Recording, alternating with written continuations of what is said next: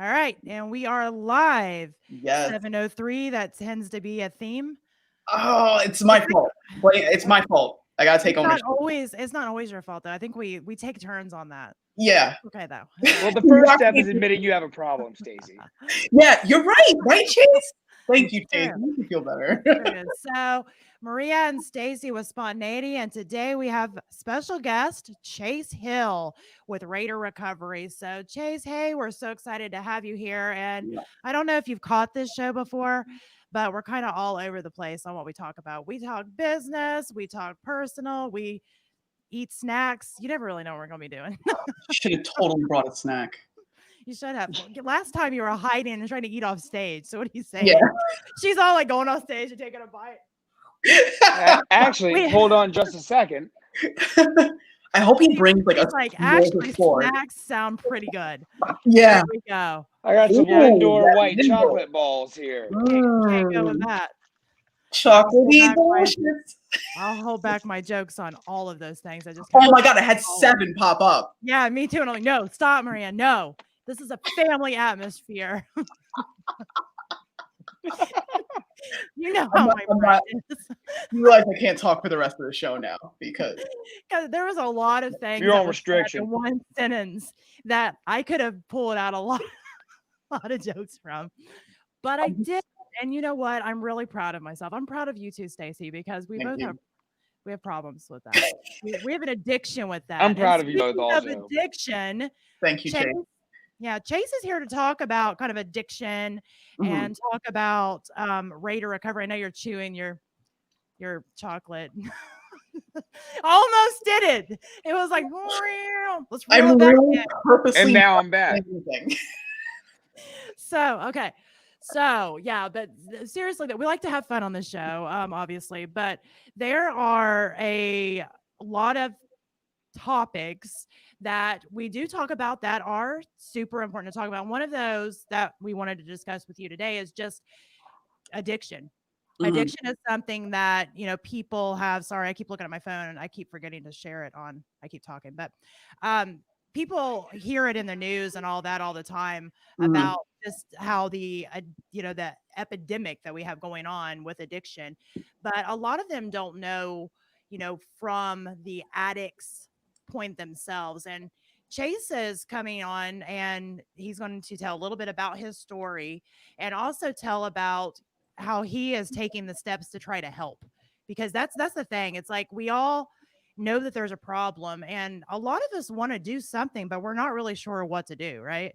We know that there's an issue, but we don't know the steps to take to try to make a difference. Right. So Chase, go ahead and just jump in and introduce yourself to everybody while I'm turning my phone and trying to share this. And then everybody can get to know how fabulous you are and how much you like your Lindt chocolate. A lot of us want to do something, but we're not really sure what. That was very loud. Well, hi, I'm Chase. That was Stacey. And pretty much a little bit about me was I started using drugs when I was 10.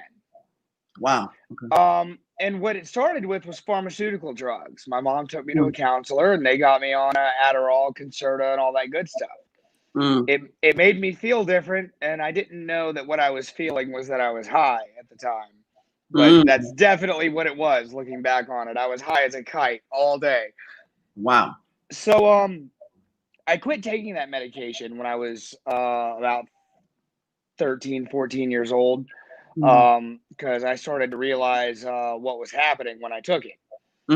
I was like a zombie in my own head. Like it was all crazy.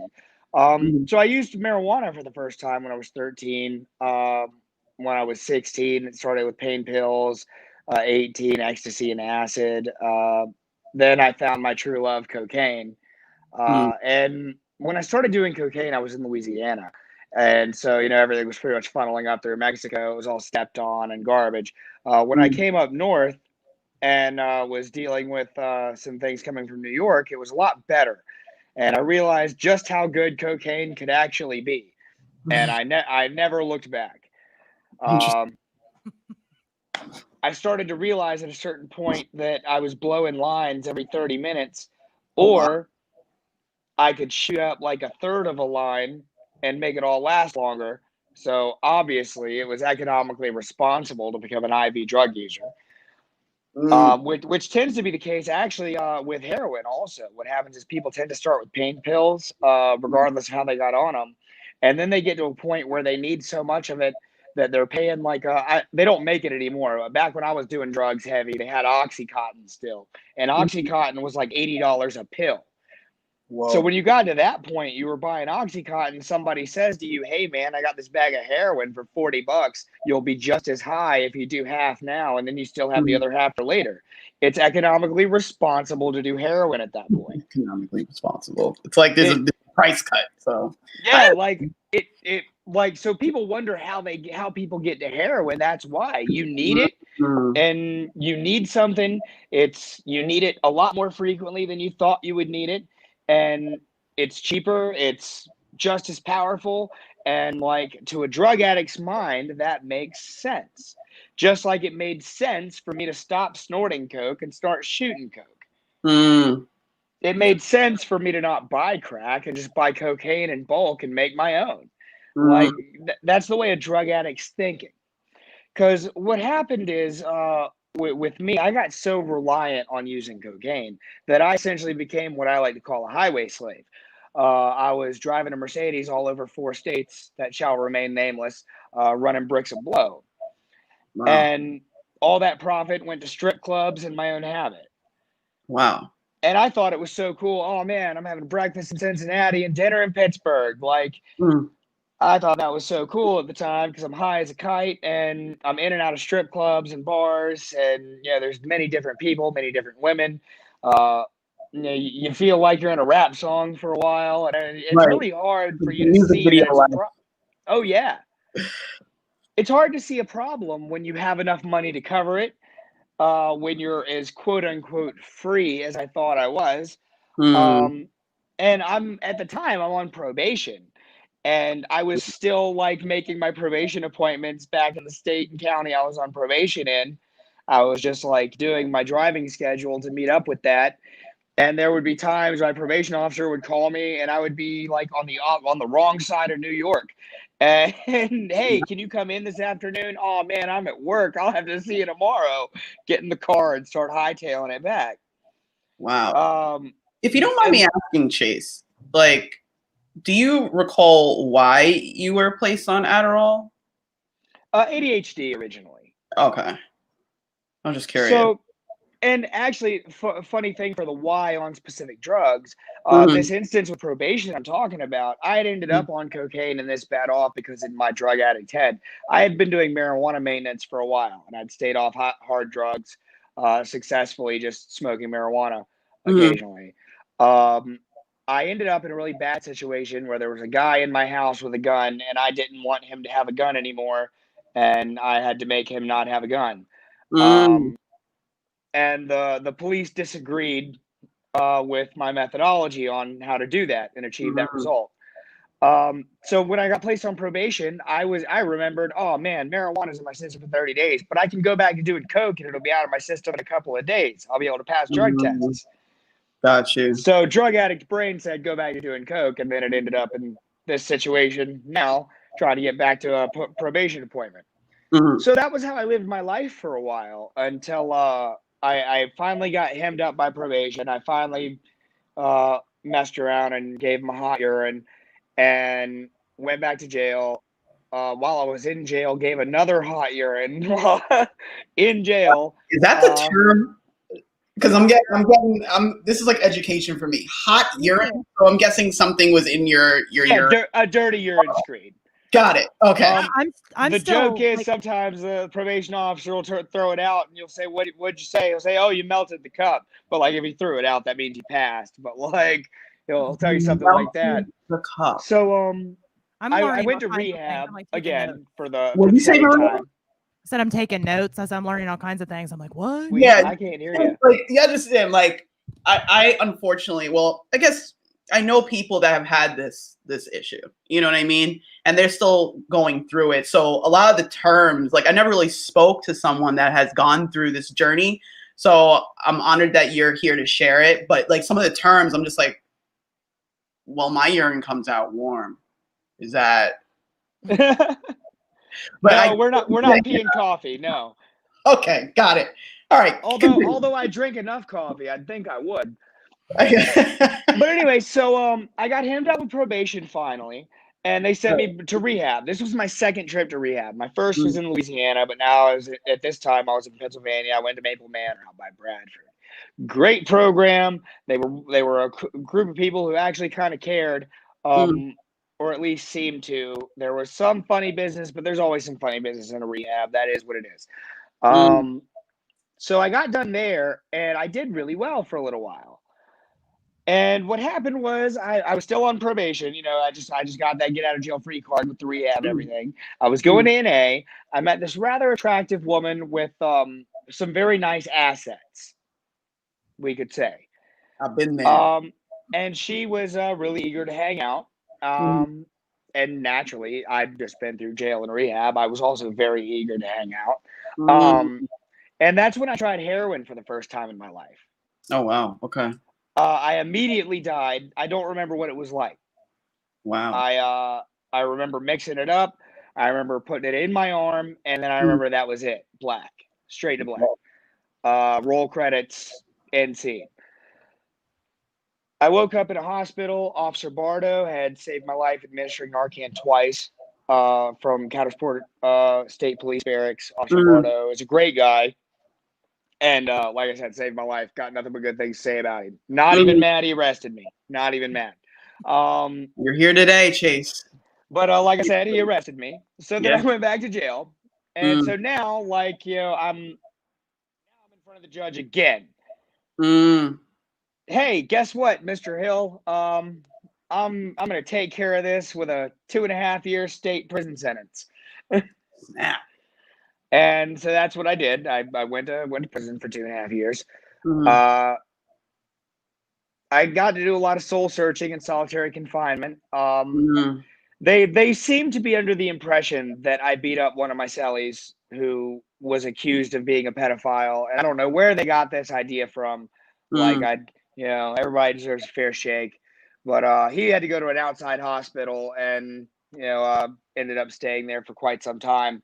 So I got to go to the hole and spend some time there under an investigation. They x-rayed my hands and everything, dude. Like they went all out. Like when they say under investigation, that means like your body belongs to them until they're done with it. So how long were you in solitary? Long enough. The days really kind of blur together. I quit counting after like 3 months, I think. Whoa. And I'd done solitary time in the hole in county. And there are guys who've been in the hole for years. I was down there. There was a guy who'd been in the hole for 7 years. And I'm like, dude, I would kill myself. I would absolutely 1,000,000% commit suicide in your situation. Like, keep your head up. You're a man, dude. You got this. Like no joke. No, it psychologically breaks you.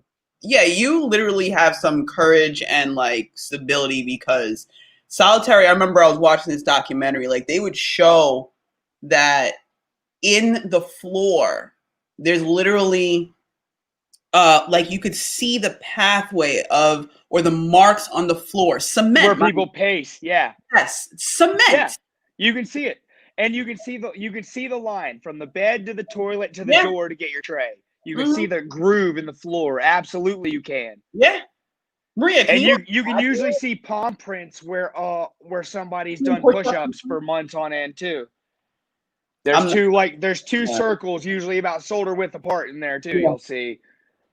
So let me ask you. So you said you did some soul searching. What is the definition of soul searching to you? Soul searching was okay. Who am I? I have literally been state to state, school to school, pillow to post my entire life. Ever since I was 2 years old, my mom came and got me from my grandparents' house in Hermanville, Mississippi. And it's been a whirlwind ever since then. I've went to 19 different schools. I've lived in 26 different states, and I'm 28 years old. Oh. I went to 5 different high schools. I've lived in abandoned hotels. I've lived in abandoned trailers. I've lived in the woods. I've lived in 2-story, really nice suburban houses. Yeah, I've lived in trailer parks. Mhm. I've lived in like Mallard Run in Stevensville, Maryland. Like I've Mhm. literally been in a spectrum of life experience and not a single route to show for it. So I've Mhm. always had to adapt to where I'm at and be like Mhm. everyone else. Mhm. But like, who is Chase though? Like, now that I don't have anything to adapt to, Mhm. who am I in this room with right now? Because I don't even know. Right. And that's part of what kept me sane, was trying to find out who I was over that Mhm. time. I did a lot of praying, a lot of what you would hear called an NA moral inventory. Okay. I did a lot of that, and I realized, like, I'm a bad guy. Like, I like to hurt people. I like to swear. I like to Mhm. make dirty jokes. I like getting something that I didn't have to work for all that hard. I like easy money. I like to feel good. I like to get high. Mhm. I like to help people. I like to contribute. I like to Mhm. provide. I like to be supportive. And like, just because you have bad qualities doesn't mean that you don't have good qualities. What it Right. means is you have something to work on. So I Mhm. started isolating my qualities one at a time, whether it was good or bad. I filled up a couple of notebooks because they'll give you as many pens as you want. That was one of the good things. And Mhm. one time I said something really funny that made everyone laugh one day. So they Mhm. gave me some extra food and asked me if there's anything I needed. So I was like, I need some more notebooks and pens, dude. Like, real bad. So they were like, oh yeah, here you go, cool. Just rock out. You're doing So you well. did stand up. Huh? I said you did stand up then. Well, I mean, when you're in the hole, the closest thing to social interaction you have is talking on the gate.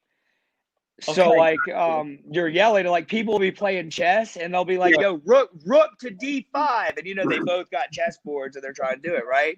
Right. So I got really good at imitating Wow. this one Interesting. dude's Okay. voice. Right. So when it was his turn, I would just spit out, queenside castle c3, like, and start Wow. confusing their game, and then they would start arguing and fighting, and they wouldn't Oh know my it was me God. just Well, being a that's jerk. cool making light of a not so light situation. And there was a Absolutely. guy down there. This is a little dark, but there Mm. was a guy down there who had been in the hole for 20 years. And this is someone that I don't feel bad for, because what he did, Years. Shit. he had a 14-year-old stepdaughter, and he beat her teeth out on the toilet and then got her pregnant immediately after that. And I'll just like leave it at that. Like, he deserved to be there. He was a really bad guy. Yeah. You He I know? don't feel has something bad to for work you on. anymore. Yeah, he had some soul searching to do, and 20 years was not enough time. Mm. Mm. Um, So I had a little bit of a notoriety page because of like what I was in the hole for and what I was being accused of, like and the condition the guy was in. I was being confused over. Like, they were messing with him, like, hey, yeah, we're moving Chase Hill over to B18 tomorrow. Yeah, like, so they were messing with him because it was like, I was the guy in the hole who beat up pedophiles, Oh my gosh. and sent them to outside hospitals. So he would start crying and stuff, and like I'd start playing along with it, and like they'd all laugh their asses off and give me some extra food. I was like, "That's cool. Hey, great." Interesting. It's interesting Uh, currency that happens when you're in that situation. Like, so you're telling jokes or so, and they're giving you food, they're giving you all the things that you need. But in a sense, I guess, just to essentially harass this guy, yeah, just to and be funny enough about it where their day is not boring. Because I mean, at the end of the day, they're really kind of in the hole too. The guards are. They have a lot more freedom and they get to leave when their shift's over. I'm not saying it's the same thing, but they're just sitting there twiddling their thumbs too. There's no yeah, TVs. There's none of that on the block. There's yeah. like the guards on the block on P block, like they'll sit there and watch football and like BS with you and stuff. Like they got stuff to do too. Like I Mhm. had I had one cop try to sit down and play pinochle, but like that was too much. That's not copacetic. And that was, you're overstepping now. You can't play cards with us though. But like in county, that's cool. Sometimes in county, the cops will sit down and play cards, like, because everybody knows each other in a small town. Like, so you already know each other. It's not really weird then.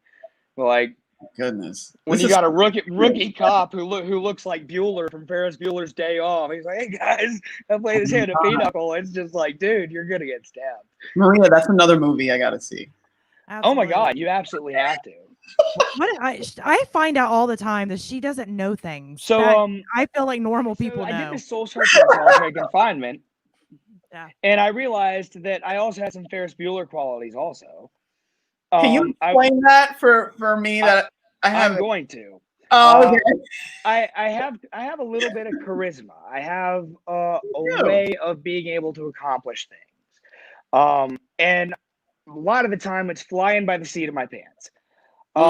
Like as a musician, I'm an improv musician because just like doing it off the cuff, like that's the only way to go for me.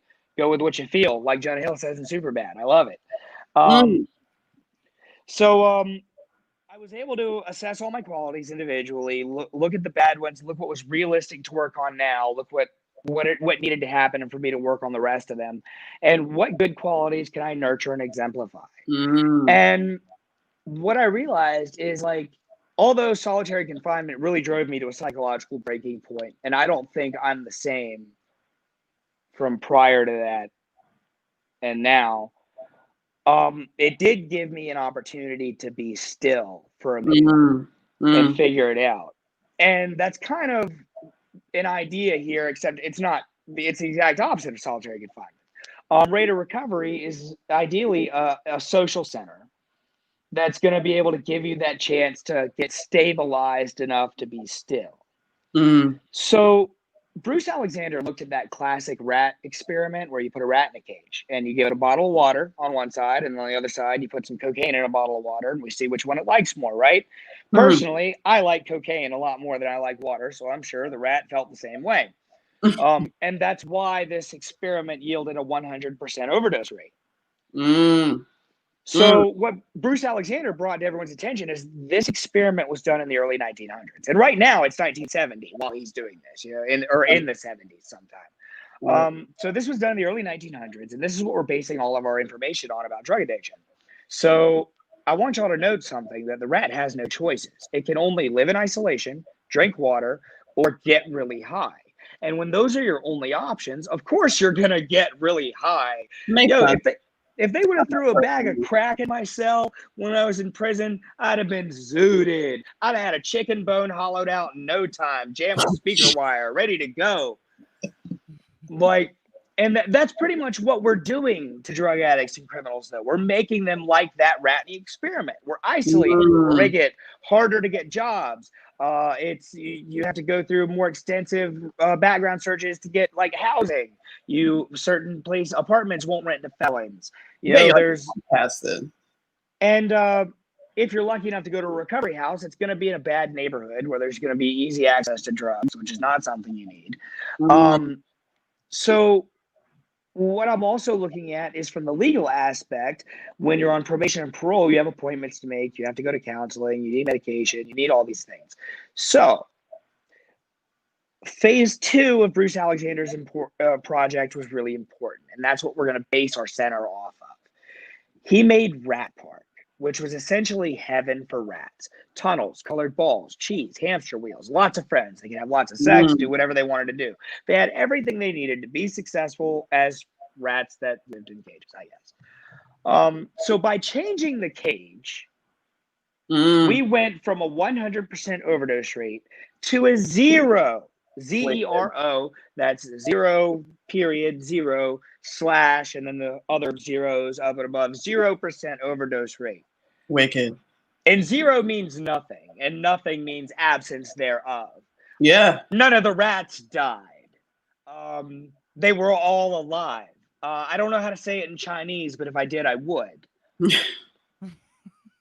So you're telling me that by introducing social connectivity, we've gone from a 100% overdose rate to a 0% overdose rate.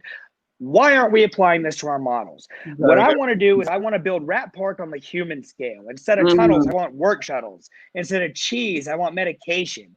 Instead of hamster wheels, we can have some kind of gym exercise area or be located near a park, something.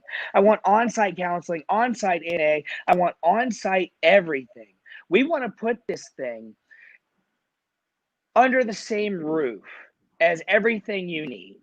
We're Right. talking about service consolidation. We're talking about there no more of this. I'm out of jail. If I want my life back, I have to work 60 to 80 hours a week. But at the Right. same time, I need to find time for these appointments. I got to be able to get my medication. Insurance has given me a hassle. My Mhm. probation officer says I need to be home by this time of night. So when am I going to go grocery shopping? What if all that's just already here? What if I told you that my business plan says for $150 a week, which is lowball rent, super Mhm. affordable, because I'm making sure you have a job. I have business partnerships that have already guaranteed hiring people that come into my program. So I've Mhm. made sure you have a job already. I've made sure you had transportation to it. You have that $150 a week. By utilizing wage bonding from the generated revenue from our program, I can make sure they have livable wages. Say an employer's only willing to pay, a recovering drug addict like $9 an hour. I can make up $3 in difference there. Now you make $12 an hour. Right. So really that $150 a week you're pumping back in kind of just covers your wage bonding. The revenue from video counseling we could generate for people who aren't in the program. We see companies like that already happening, like that text now. You can text, text a counselor whenever you want. So outside the program subscribers to be able to participate in group setting counseling, which a lot of people do need and want, will continue to generate revenue, as well as being able to the add-on services of like the work shuttle for like, cover the gas and insurance money a month. And keeping this affordable is going to allow us to have like 50 people in here and generate revenue based on the volume of people we're able to service. And Right. that does two great things. We're able to help more people, and we're able to generate the revenue we need to keep helping people. Right. So if I've solved all your problems already, all you have to do now is just stay clean. Because everyone tells you when you get out of rehab, all you got to do is stay clean. No, I don't. All I got to do Mhm. is stay clean, find a job, keep a job, get my meds, get a car, explain to the IRS why I haven't filed taxes in 4 years because Right. I've been in prison, Right. and try to figure that out. No, that's not all you have to do. You have Right. so much more. We Yeah. can make this a lot easier, but we don't make it easier. Why? Because there's cash in recidivism. Mm-hmm. It's a business. It's profitable. And you know what? What I'm talking about is also Isn't that profitable. crazy? The difference between me and the state is I'm not here to turn a profit. I'm here Right. to be like Portugal. Ultimately, at the end of the day, whether it's 10, 20, 30 years from now, we want to go in front of Congress and propose legislation that makes us more like Portugal. Take Mm. the money that we would have been using to punish this and use it to treat this instead. Address it like the mental illness it is. Mm-hmm. Mm-hmm. Absolutely, Chase. Wow. I mean, only you can build a program like this. Seriously, because you've lived it.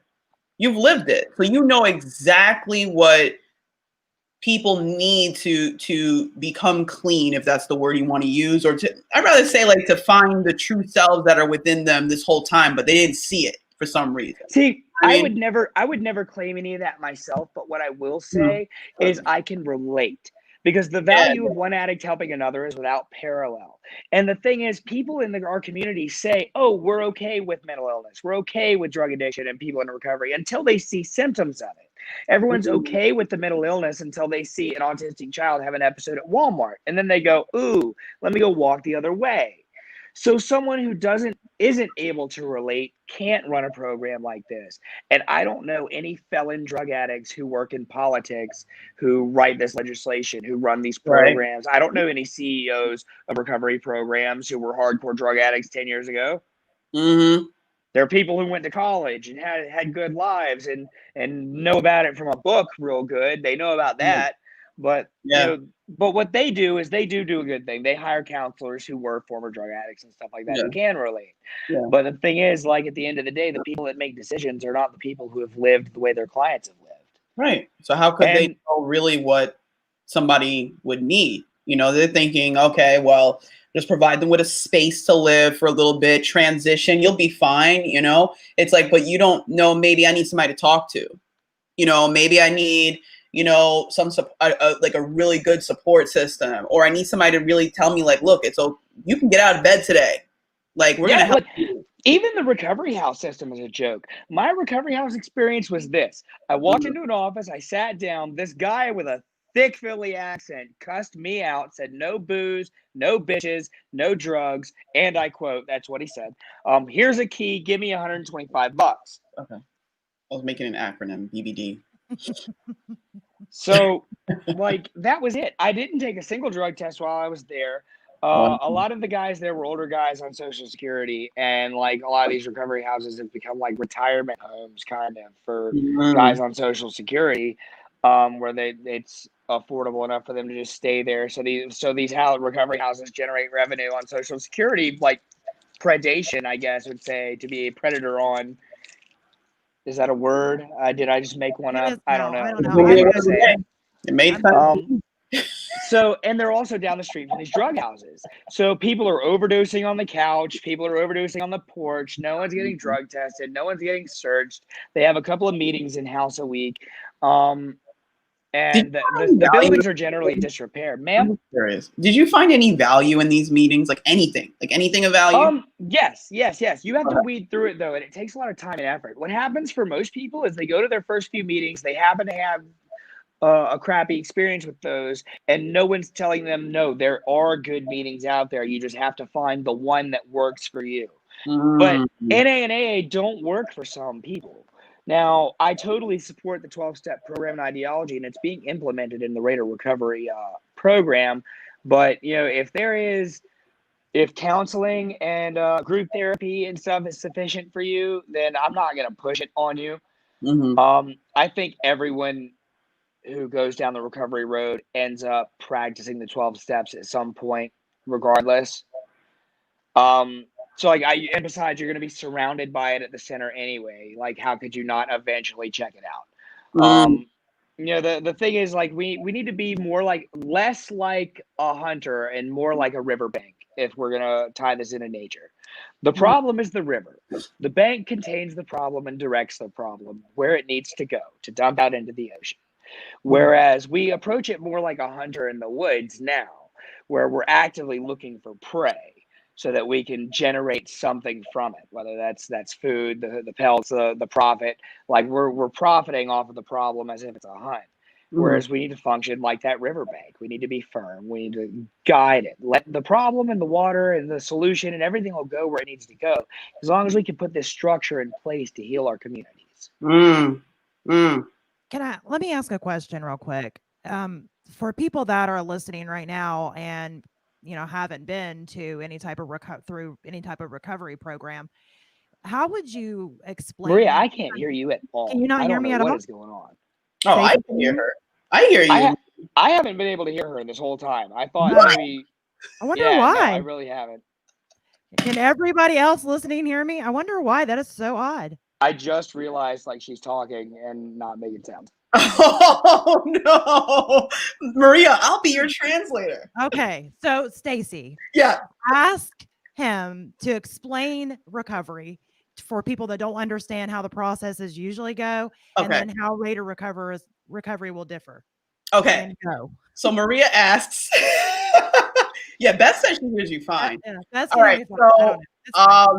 So she's asking, what's the difference as far as how recovery usually goes versus how your program would be more beneficial in a sense. Is that right, Maria? Is that a good way to ask it? Okay. Well, there is no way to really quantify how recovery usually goes because everybody goes through kind of a different walk. But the system that knows all has put into place a kind of a structure where I can explain how it usually goes. But that system is obviously broken. I'm not here to fix it. I'm here to build a new one. Instead of, to be able to access these services, the first step is generally going to jail. The jail people get the priority. If I were to walk into a rehab off the street, they'll give me a 4-month waiting list. And in that 4 months, I could be overdosing and dying. Wow. If I'm coming from jail, they know I'm clean because I'm locked in a room, and B, I'm prioritized for a bed. So trying to go in from the street is really hard. Going to jail is pretty much step 1. Then you'll go to rehab. That's step 2. Then step 3 is going to a recovery house. And then hopefully you spend some time there. You do your 12 steps with a sponsor. then someone waves a magic wand and you're just fixed now and can move out onto the world. That's the theory that the state puts into practice. Now, anyone who's actually like done some time in NA will tell you that's absolutely not how it goes. It's everyday work. It's you only have to change one thing, man. Everything. It's a process. It's a change. It's effort.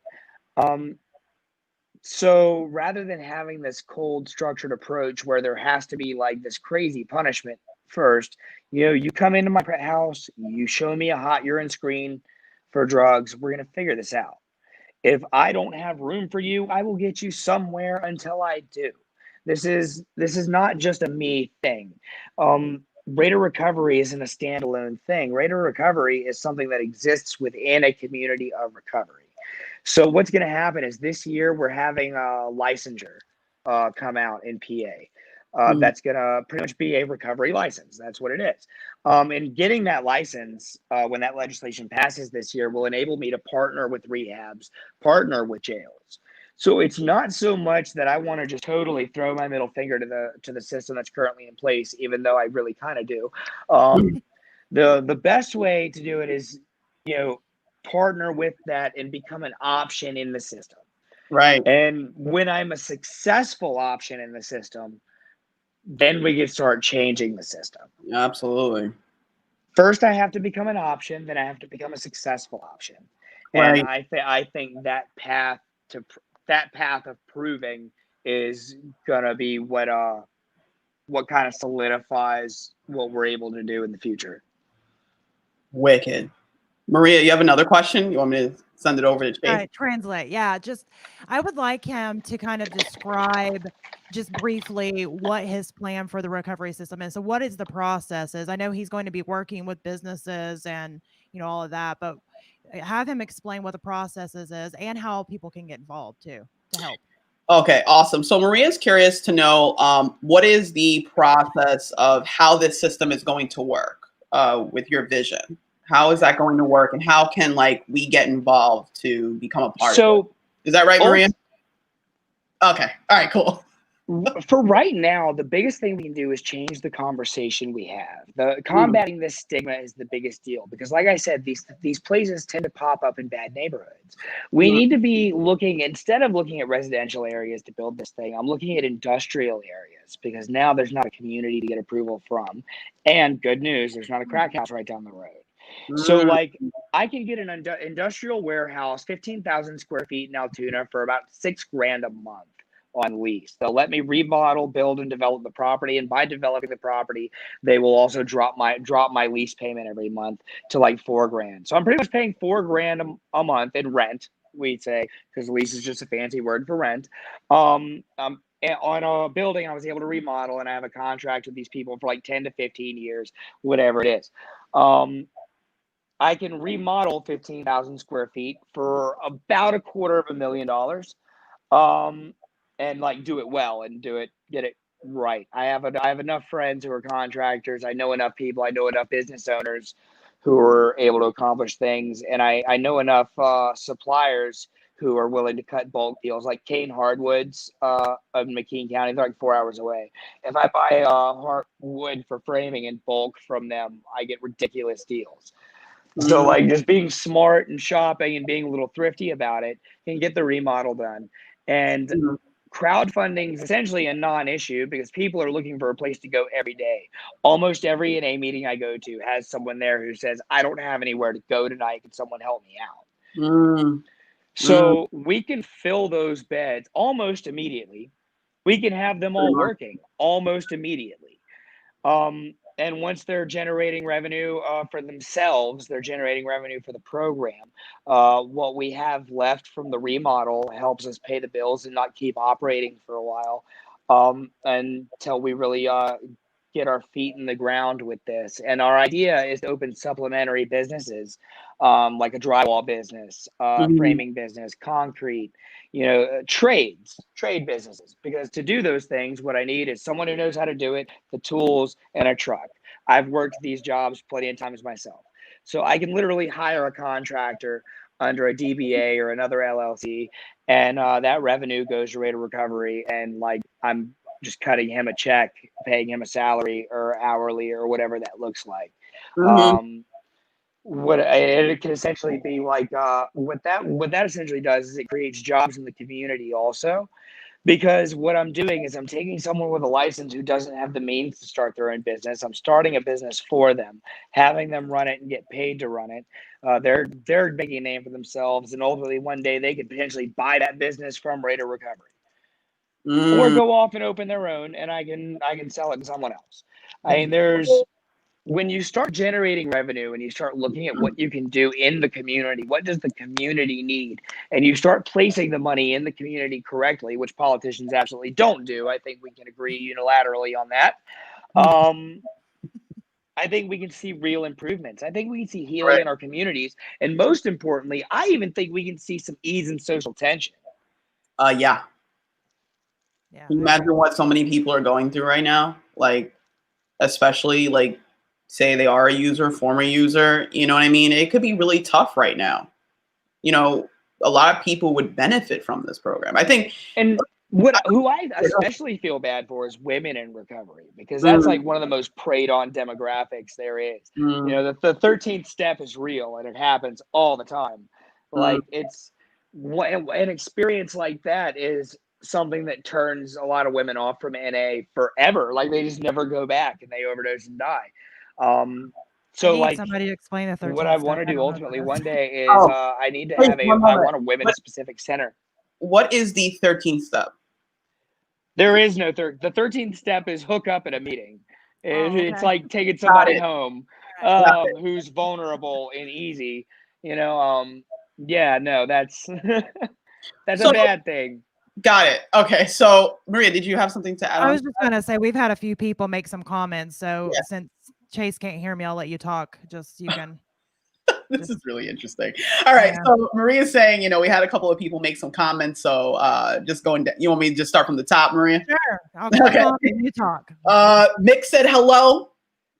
Also, Mary Crumb, she says, Chase, she put a heart. Can you see that, Chase? Can you see the comments? Yeah, I can see it. Oh, okay, perfect. All right, Maria says, hey. That's Beth, Michelle. oh, That's no, Michelle. That's Michelle. Michelle. Oh, Jesus. Yeah.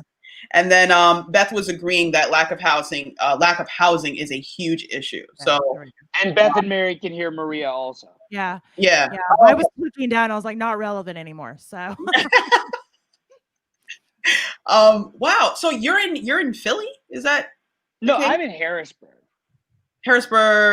Pennsylvania. Okay, so you're not too far from me. No, I'm a couple hours from Philly. I'm in New York. Okay. Oh, okay. And Maria's around the corner. Maria's around the corner somewhere. Yeah. All right, because I'm just trying to I'm thinking, I'm like, man, like if you need people hands-on, like maybe because I'm like a hermit. I'm trying to get out of the house. So if you need somebody to nail things together or something, I'll do that. Dude, when construction is a reality for us, we have a $600,000 fundraising goal. Okay. And we're pursuing several avenues to get that. We're looking at investments. We're looking at writing for grants. We're looking at fundraising. The website's gonna have a merch tab to buy Rate of Recovery masks. We're not gonna get a lot out of that, but it'll be something. Anything helps. Donating $1 to our PayPal we open to accept donations helps. Okay, awesome. That's that would be paypal.com/rateofrecovery.me. Anybody who wanted to donate can head there. Soon we'll be publishing rateofrecovery.com with video testimony, some staff information, what we're doing. There's going to be a link to donate there also. And when construction's a reality, you can absolutely come nail stuff together. I'll show you how to drill a pilot hole. I don't even know how. What that is. I know how. Maria says she knows how. Guides the nail so you don't split the wood. Oh, got it. No, I think this is a beautiful. Generally, when you're framing, you're just going to use a nail gun, though. Yeah. Oh, those things creep me out. You'll be a pro in no time. I'm like, yeah, pass nail gun, clank, clank, clank. Oh man, Chase, I'm grateful that when Maria told me that you were going to be on today, I was like, oh my God, phenomenal choice, because Like, I know you have, you probably have stories upon stories. I'm going to have to ask you some stuff maybe another day, because I'm just like, well, and then what happened? But Well, text me anytime. yeah, I'm going to ask you some stuff. However, I think it's beautiful that you transitioned. Not a lot of people get this blessing to transition into, you know, understanding like, oh, my life has this purpose. Like, let me go do this. Like, that's a huge blessing, man. Like I said, a lot of people don't get to this point. So I'm happy to meet you and to hear about what you're doing, because this is huge. And I'm just trying to think about like, I think now is a great time to drop some more links or so. Like, how can we help you? Drop the PayPal. What else? What can we do for reality? Follow the Facebook page. We have a Facebook business page, Rate or Recovery. Mm-hmm. Our logo's over there. I post there occasionally. Whenever I do shows, like I'm going to share this to the page today. You know, Mm-hmm. like I said, soon rateorrecovery.com will be up, and that'll have like my full video testimony on it, and what we're going to be doing. Aside from that, what we're doing is driving donations, and what we're going to do is we're going to start planning a Battle of the Bands, like kind of pay to play situation fundraiser. Nice. We had originally had another fundraiser, but the powers that be relieved themselves all over the idea. Mm, So to say, they shit on me. yeah. Got it. I understood that reference. I got it. Maria, did you catch it? I got it. I got that one. So anyway, yeah, we can be a lot more COVID friendly with the Battle of the Bands. Right. I think we would be able to reach a lot more people. We're in a big music city. You know, just any genre, open doors, pay to play kind of scenario, and you know, maybe get a broadcast type thing going with it. I have to do a little more research on the idea to see what's possible in Harrisburg for doing that. Mm-hmm. And then we'll be putting together an event plan and starting work on that. Awesome. Maria, any other questions for Chase? It's 7:50. Not that I can think of, except for I will make sure this isn't a question, but I will make sure and pop the links into the comments too. That way people can just link, you know, click to it and link and follow. And Mm-hmm. keep us posted. Time to keep us posted. Yeah. Since you can't hear me, keep us posted on what's going on and what step he's at, and time to go live. Time to go live and keep everybody kind of engaged. Absolutely. Exciting. So Maria said she's going to put the links to all of your social media stuff so that we can stay posted or stay up to date on your progress and how we can also be a part of it. And she said, you know, keep going live, keep sharing the message. You know, this has to happen. Like literally. Yeah. That's where I'm at right now. I know you're already there. It's yours. But now, now I'm on it. This has to happen. Just like Beth was saying, like, you know, housing is so important. And I like your vision because you're like, you know, how important the process is. You know what I mean?